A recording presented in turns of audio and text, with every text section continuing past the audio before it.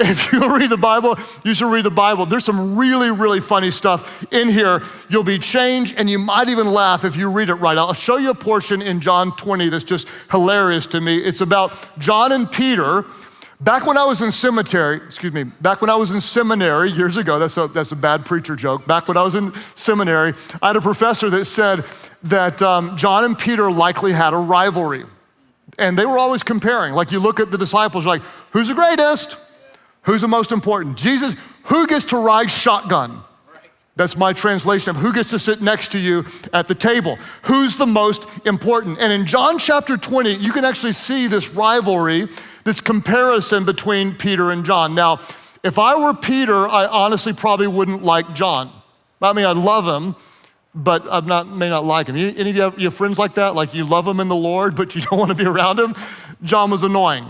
I'll tell you why he was annoying. He referred to himself in third person. That's annoying. He called himself the one that people loved. Now, if I can just speak into your life right now, if you refer to yourself in third person, just stop it now. In the name of Jesus Christ of Nazareth, don't do that, okay?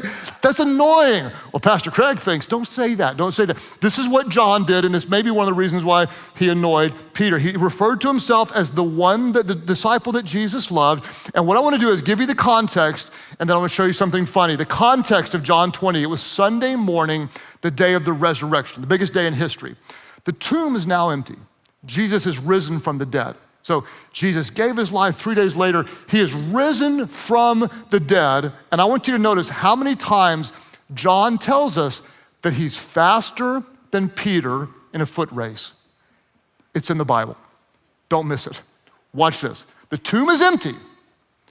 Christ is risen. And John is faster in a 50-yard dash. Watch this. Verse 2, John 20.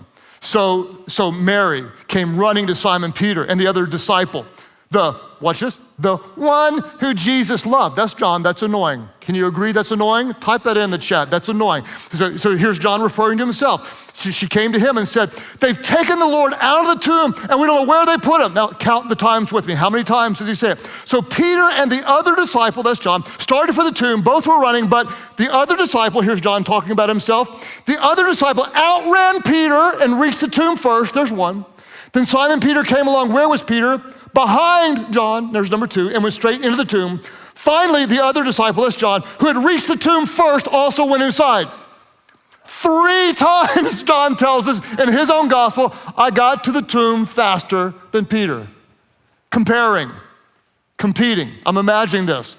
The women come and say the tomb's empty, and Peter and John are like, well, we got to get there. Let's get there. Let's get there. And then they fast walk it. Who's going to be faster? Comparison kills calling. It robs you from this. John compared himself to Peter. Peter compared himself to John. Who does Jesus like more? Who's most important? Who should sit in the most important place? And maybe you do the same thing. Maybe you're a mom and you compare yourself to your annoying Pinterest mom friend. You know what I'm talking about?